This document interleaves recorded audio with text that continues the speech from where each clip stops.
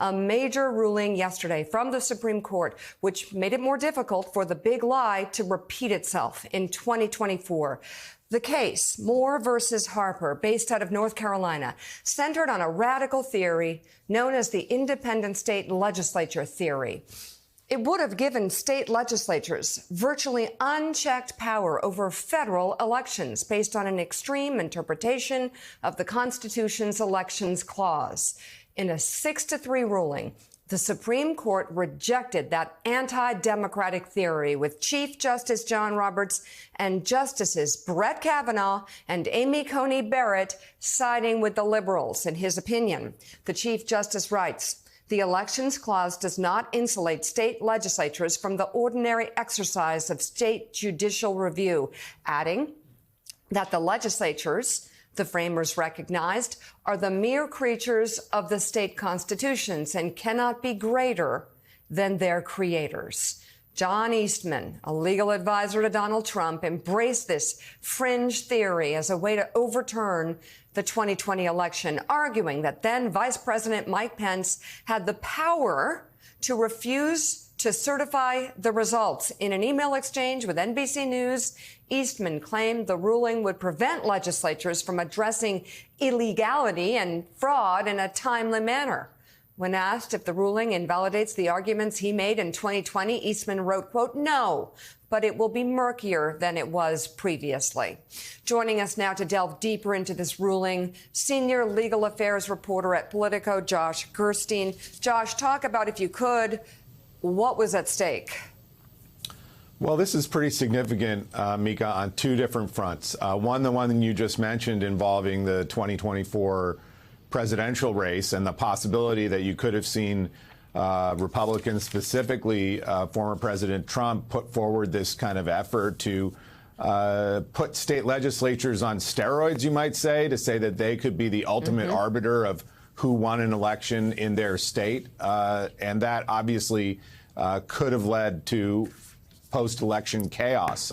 That is the plan that the Trump team tried to start to run in 2020, but basically got cut off at the pass. And the Supreme Court, through the reasoning of its ruling, makes it seem like that's a lot less likely here. The second front, of course, is the issue of control of the U.S. House of Representatives. And this decision seemed to shift the ground in favor of Democrats in the overall way in which the redistricting is held to set up the districts. So to put it a different way, Josh, can you explain what could have been if the outcome was different? Well, if the outcome was different, you could have seen a situation where state legislatures were emboldened, where some of these legal theories that you were discussing before, coming from John Eastman, who's now facing a disbarment proceeding, could have seemed much more potentially credible in 2024 if we had a nail-biter type presidential election there. The notion that each state should be in a position through its legislature to decide where its electors were going to go, rather than some kind of recognition of the will of the voters, is the kind of thing that could potentially throw the whole election into chaos. And I think the Supreme Court stepped away from that possibility with this 6-3 ruling. Josh, as you know, a lot of people are holding their breaths waiting for this announcement because of the implications you just laid out for democracy and what might have been different in 2020, what could have been different in 2024.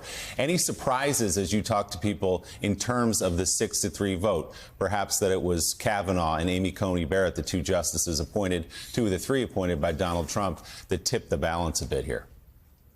Yeah, it was definitely surprising to see Barrett and Kavanaugh come across with Roberts. Kavanaugh took a somewhat more nuanced and slightly different position than Roberts, but that's still a 6-3 supermajority, and it suggests there aren't that many votes in play for this theory that kind of puts state legislatures at the apex of deciding how a presidential election comes out.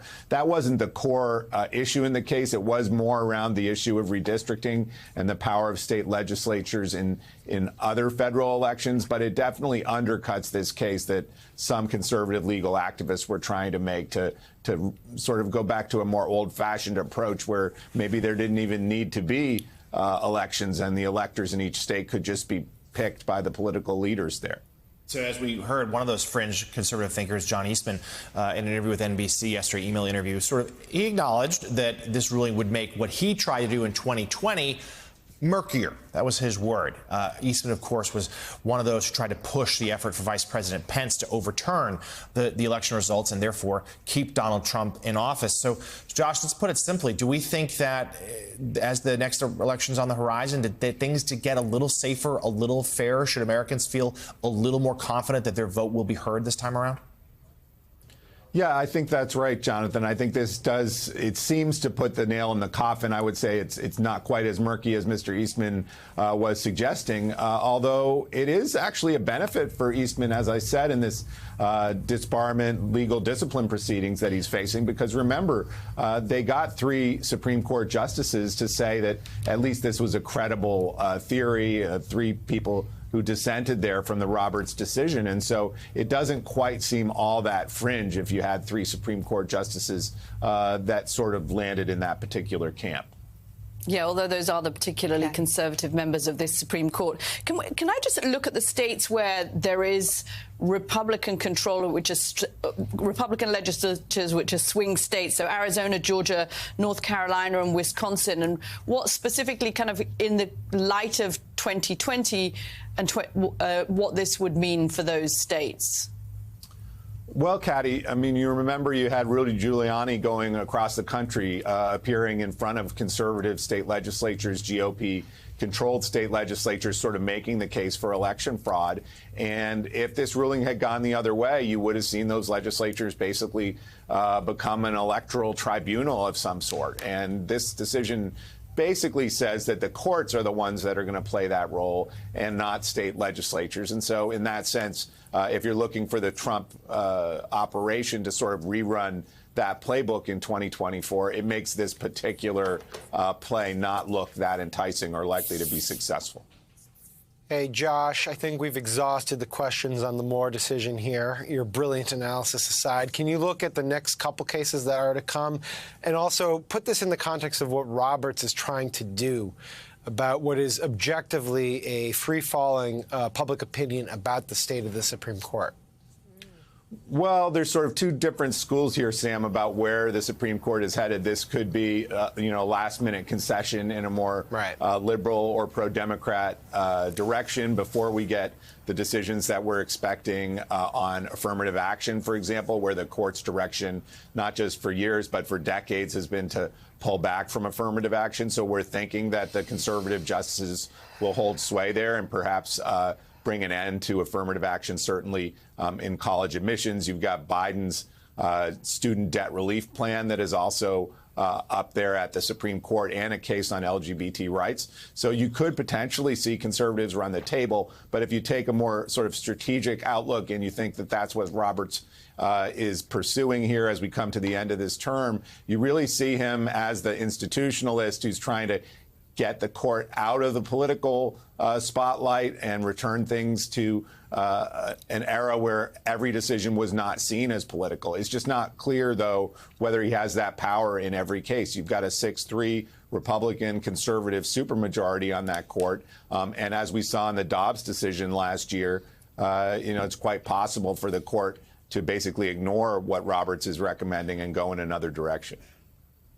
Senior legal affairs reporter at Politico, Josh Gerstein, thank you so much for your reporting this morning.